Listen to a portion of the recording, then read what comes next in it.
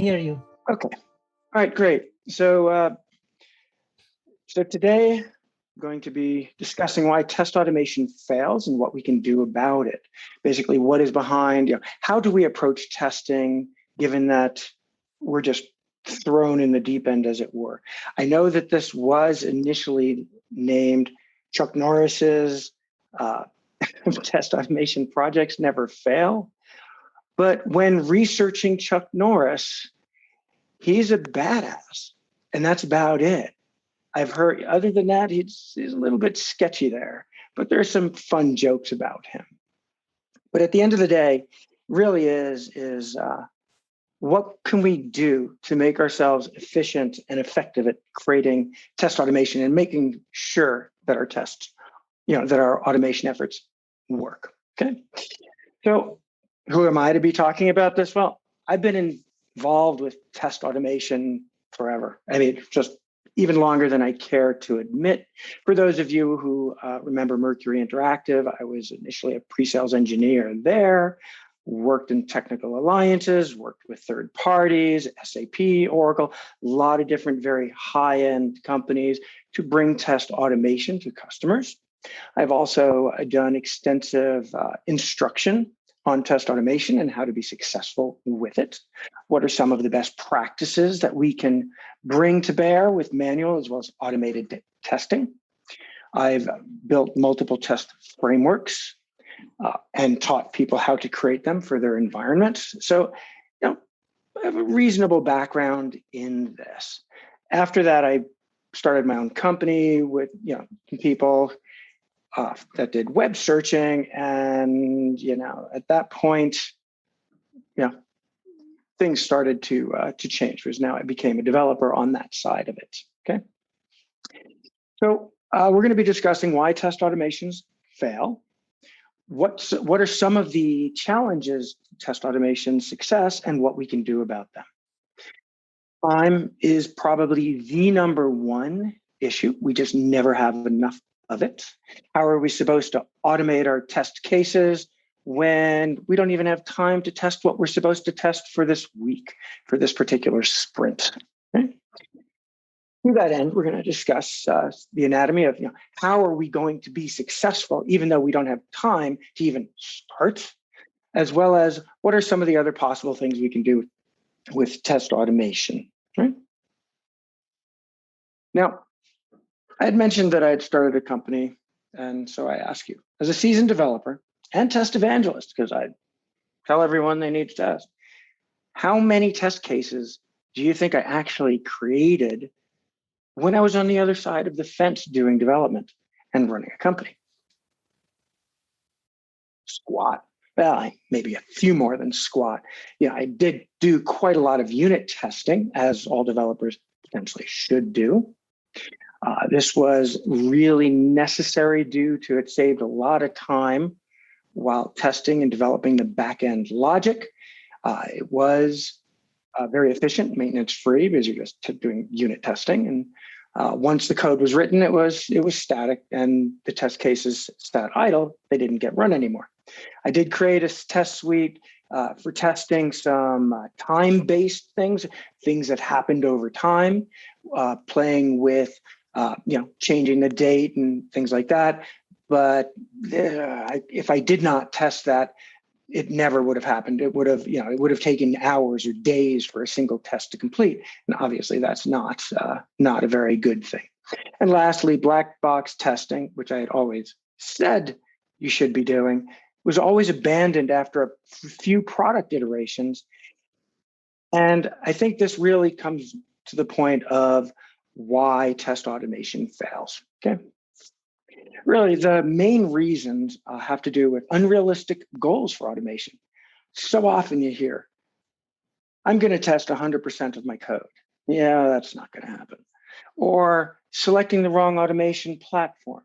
When I have people who are manual testers and I try and throw them into a coded platform such as Selenium or something like that, not going to work.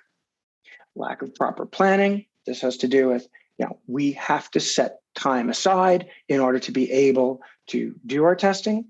What are you going to test? Oftentimes, People don't even know exactly what I have to test my program.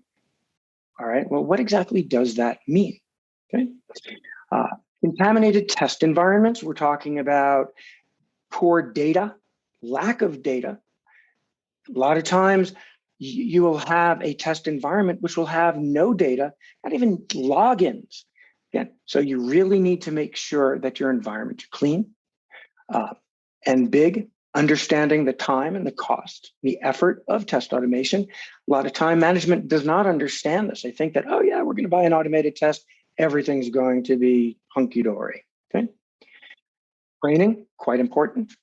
Test automation frameworks, not going to talk too much about them, but it is that goes back to being very important to select a proper automation framework for you.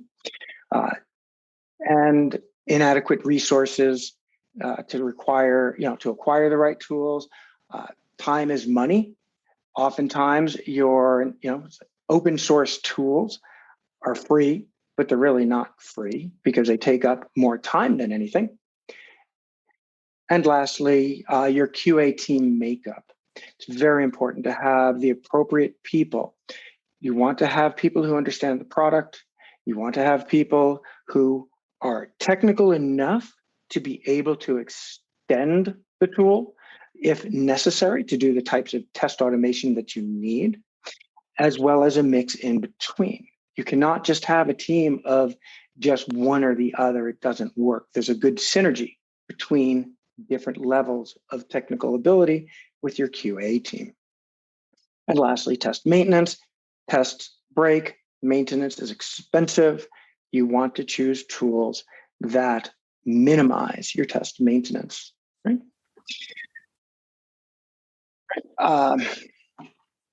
Let's see, just in terms of time, let's skip through this. Let's see, moving to continuous deployment. All right, CI tools are very important. You want to have any kind of tool that is able to integrate with your continuous integration systems. Make sure that you have well-written user stories. Prep is very, very important. If you don't know what you're going to test, you're not going to be able to test it, right? None or incomplete acceptance criteria is very, very important to be able to know what makes a good test. And obviously changing requirements are always a bugger. Yeah, you get to test, so test is supposed to do X, and then once you're done, it's supposed to do Y. Again, be consistent, have your requirements set, know what you're going to test. All of these conspire against you because time is not on our side. Right? We have 1,000 manual test cases that have to be run. How long does it take?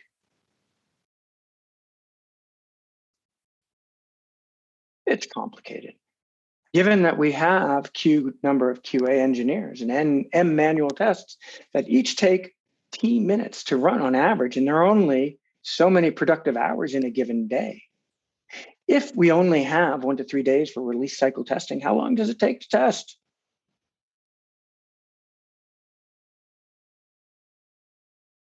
Okay. Just too long. We just don't have the time. It's complicated. Really comes down to how many tests broke this time. Right? As time is the biggest contributor to the success of our project, the key is then to reduce wasted time to a minimum. So we pick our targets. Where can we gain the most amount of time? Planning tests, designing, creation. Test execution is free, basically, or at least it should be. Time maintaining tests. This is, bar none, the largest issue. It really is a catch-22. We don't have any time to automate. Well, tough, there never is, never was, never will be enough time. We just have to deal with it. Test automation theoretically should help, but there is no time to even test what has to be tested now. How in the world are we supposed to automate, which even takes longer?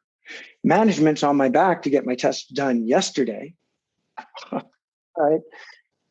I need some help here. We need some help. How can we be successful with all of these things conspiring against us? Right? Similar to the question, how do you eat an elephant? One bite at a time.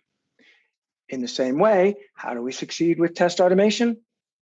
One test at a time. We want to find those tests that take forever.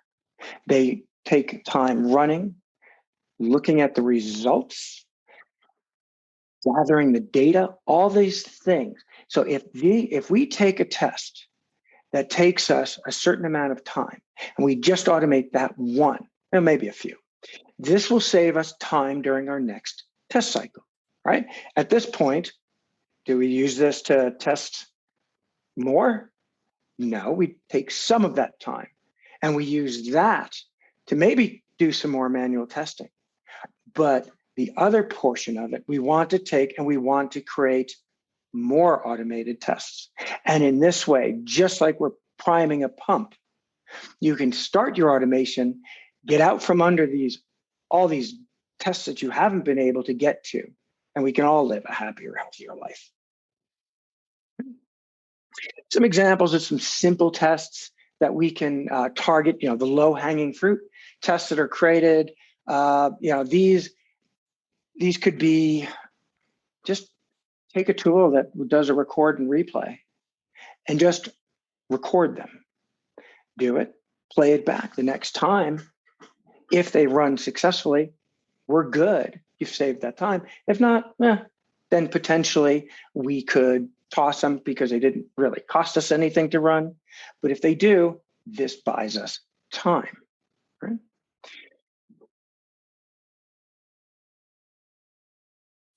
Automated tests that are very, very valuable, iterative tests. You have a table of data. You have many, many cases that you have to deal with, or even something as simple as a drop-down that has 10 options in it that you need to test. These iterative tests are amazing candidates for test automation because you can easily automate them, put them in a loop, selecting each item, and you get rid of things that are just extremely repetitive and tedious. Grid sorting and filtering, another great example. I know you're trying to automate a grid with a lot of data and see that it's alphabetically organized or is painful. My eyes glaze over, and I'm sure yours do too. So the ability to sort and then run a test that says something is sorted and walking through 20 different columns, these are fabulous automation candidates that will save you a lot of time and give you a lot of time to then automate more. And that's what I'm getting at. This entire presentation is all about how can we gain time so that we can do what we need to do without going absolutely insane, right? This is where we get into test prioritization, the initial tests, the manual test conversions, like I had mentioned, the obnoxious tests. These are the ones where you have to test 50 different things in a drop-down. Minimum viable product tests. These are going to be your smoke tests, things that get run every build. So now, if you save a little bit of time on each one of these, that adds up very quickly. Then you have your secondary test targets. These are your bug tests. If someone reports a bug, record it. If it plays back, cool, put it into a little repository of bug tests. Now you can run all of these, each build until they're gone. It saves you a ton of time. Semi-automated tests. This is an odd one. Not all tests can be automated. Don't care what anyone says. They can't. They're just too complex. They will take you too long. It makes no sense. Semi-automated tests are more like macros to help you set up an environment. You know, if you need to test some calculations or something, you could have a test that actually inputs the data, drops you where you need to be for you to do the little bit of manual, but it saves you time, okay? Almost like RPA. High value functionality, these are just the ones that if it breaks, we're all dead meat. You know, these are kind of, that's why it's a secondary, and it's really important, but it's also secondary in terms of saving ourselves and allowing us to automate successfully, right? Initial test plans, these are going to be tests that are going to have more of an impact on multiple areas.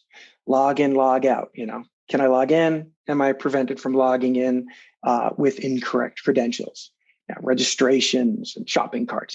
These are things that are probably good to start with because they are very important, and a high level of, you know, if they fail, we are, well, I don't want to have I would never, you know, I mean, look at that thing in there. Imagine that thing falling on your head. And that's kind of what this is, you know, if these tests fail, we're out of business. Okay. Modular tests, right? We definitely want to focus on our velocity. How do we do that? We do that by creating modular tests, logging in, navigating to a particular functional sub area.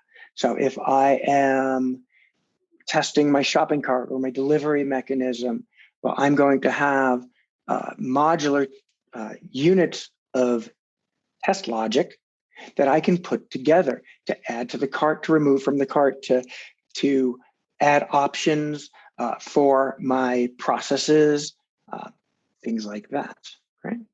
You can also take filling out a form. This can be a modular test that we just pass parameters to and then call, put together with the rest of our logic. Yeah. The test validation. Maybe we have modules that actually validate pages based on input, and then lastly, logout. Right? Okay. So this is just an example of this. So if we were going to do product listings, I would have my login, which would be a shared step, navigation to it, the product search, where I could pass in different types of parameters to this. So I would record product page navigate, and then I would parameterize it. This would then go into a shared library where I could then add extra things like, you know, what is my expected count? What do I expect for prices, for subtotals, for taxes, things like that. Then the validation can slowly be added. So I could have a step that does validation, but it could just do some validation. Again, the goal here is time management. How do we get the time to do what we need to do and get to where we want to be? Okay. These are just some examples. These I have found to be very successful for numerous clients that I have worked with. And I think that you will find them as well to be very valuable. Right?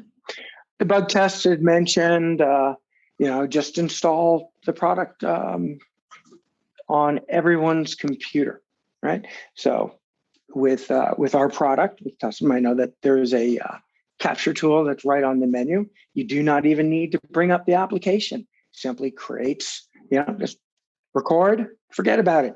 Don't bring up the application. Someone on the other side picks it up. You get all your free test cases and everyone's happy. Of course, you're going to need to probably clean them up a little bit, and then maybe parameterize them and create your steps out of some of them. But these are tests literally are time negative for you. You don't have to do anything. In addition, it also improves your communication between quality assurance and dev because they get repeatable, usable test cases for free that they can use for debugging. Right? Alrighty. It takes a village. Don't be a hero. We need help. We need to have everybody working on this. making it super easy for them to be able to help and create test cases. You've got business analysts. These people know your application. Say, fine, please just use this extension, just record while you're looking and validating your little piece. You will help. These are huge. Pick up free test cases, you get to work with them. It's wonderful, right?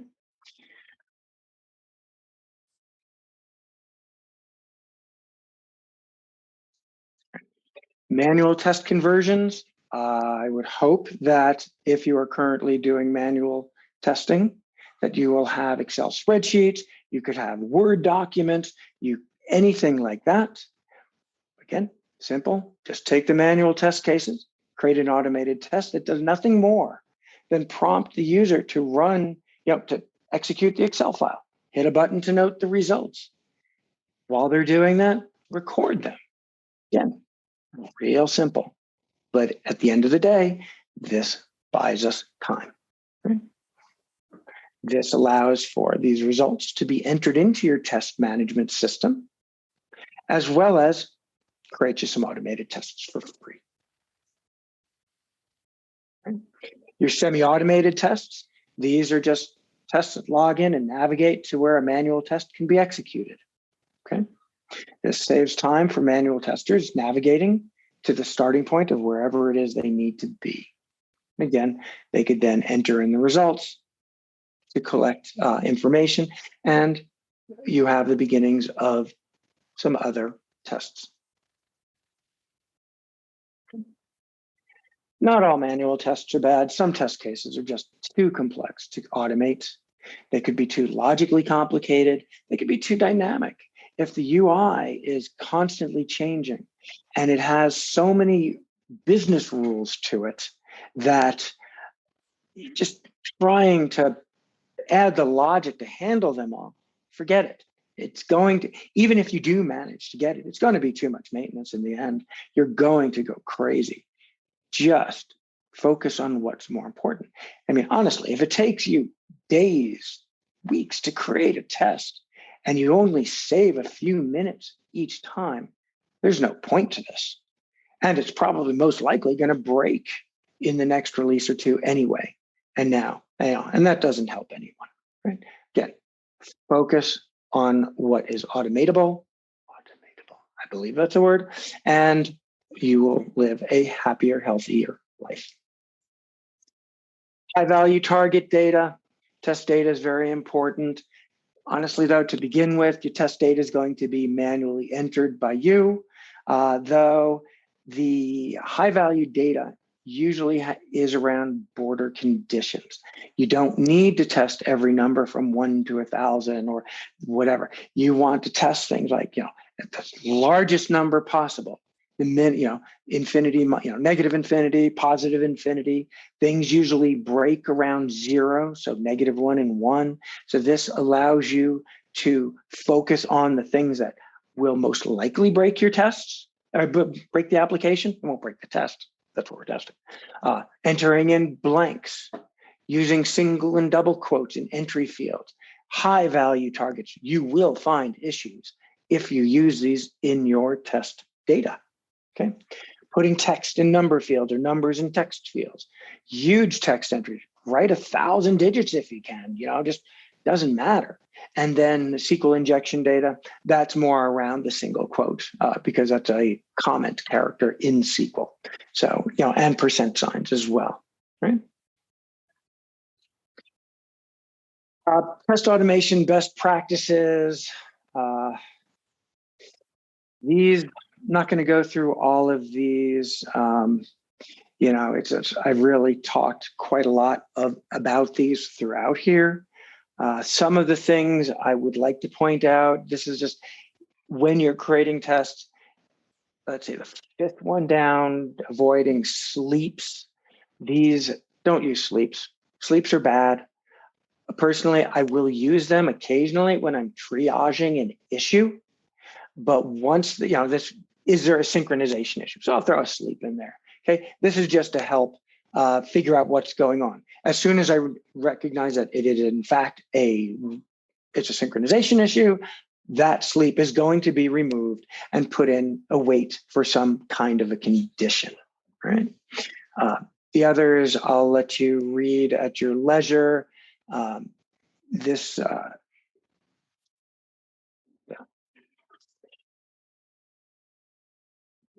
At the end of the day, we are never going to get to 100% test coverage. It's a unicorn. It's just not going to happen.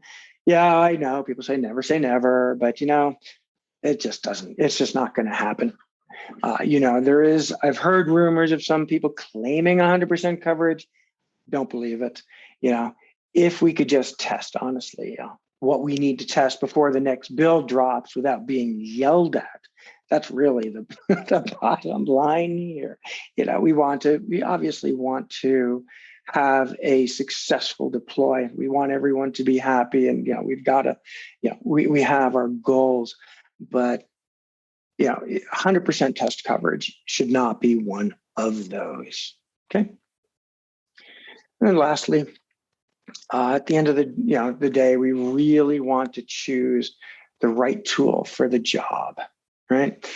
Pay attention to the level of your team's skills. Non-technical manual testers are not going to be able to run a Selenium test.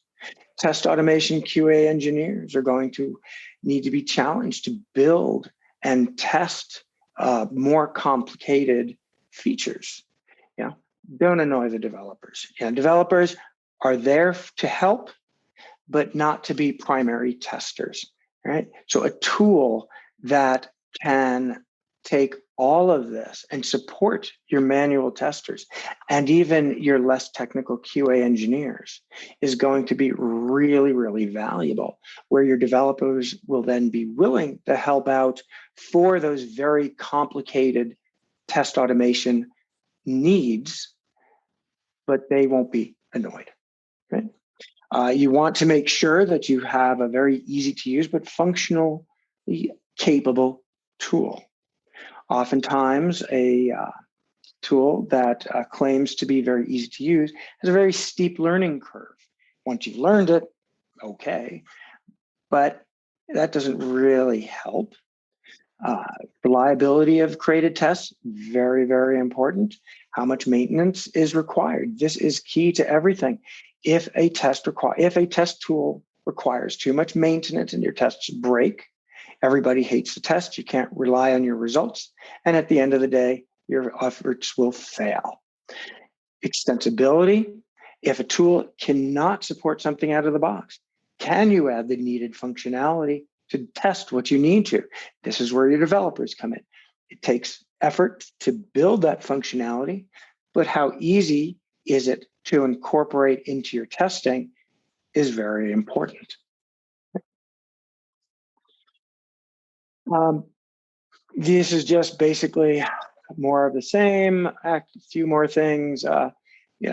Most importantly, how do you find objects on the page, the ability to do things such as integrating with a CI, CD, and bug tracking tool.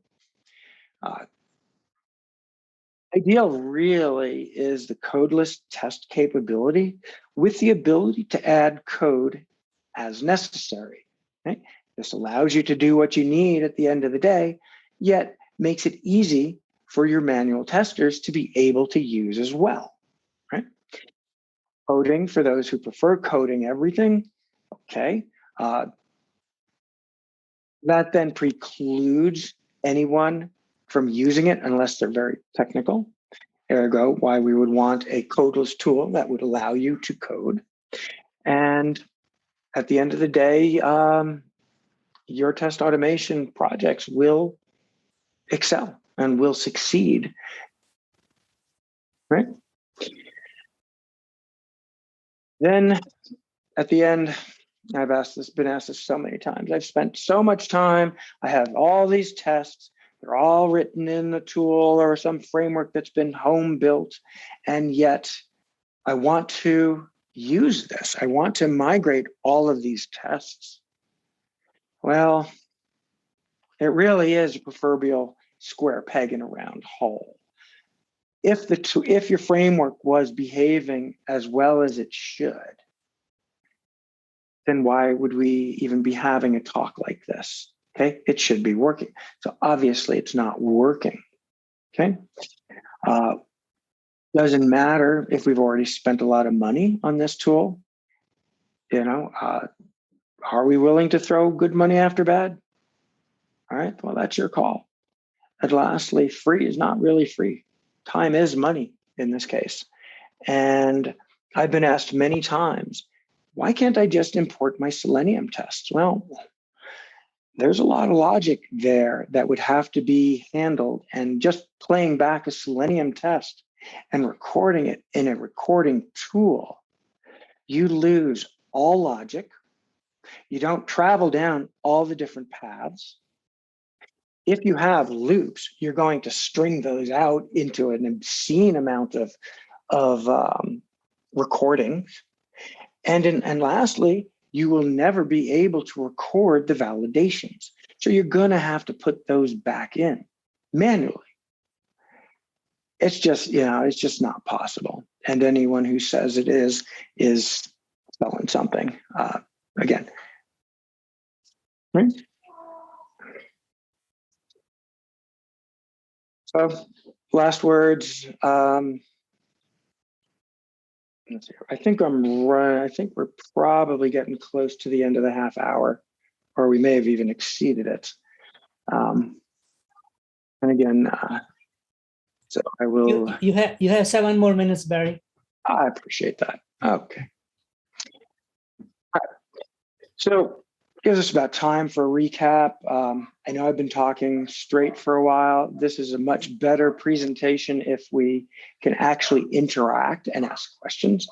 But really, at the end of the day, it comes down to dealing with why test automation fails and the challenges to test automation success. I've talked incessantly about the challenges with time management, not having any time to test, the expectations of test automation and how it is not the be-all, end-all for successful test automation projects. Some of the guidelines on where we can focus our time in terms of choosing tests that make sense to automate, the ones that take a lot of time, the ones that are simple. We want to cherry pick. We want to get time where we could then start getting the other test cases that are more important automated. How we choose the right tool for test automation, what makes sense for your team, and how we look at what our capabilities are. Do we have the ability to be very technical with a tool? Do we have manual testers? How the synergy between them can be optimized by choosing the right tool? And unicorns are annoying. So, all right. Thank you. I hope this has been helpful in terms of maybe giving some ideas on how we can be more successful with our test automation in how we approach it, and how we choose our test cases, and how we move forward. Great, Barry. We have 5 minutes for questions. If you have any questions, please type them in the chat and I'll monitor those.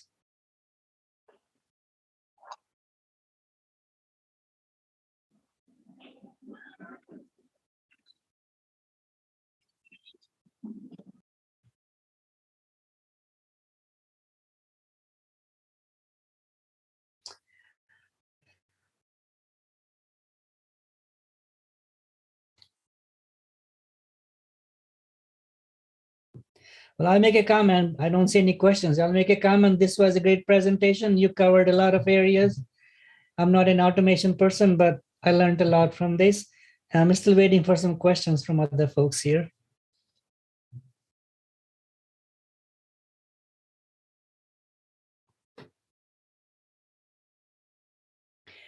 Well, looks like we don't have any questions, Barry. You can say closing words if you like, if you would like to. And I bet people can reach you via your email, and if they have any questions, they can follow up. But great presentation. Appreciate contributing to PNSQC, and I enjoyed your presentation thoroughly. We have the next presentation starting in about 12 minutes or so.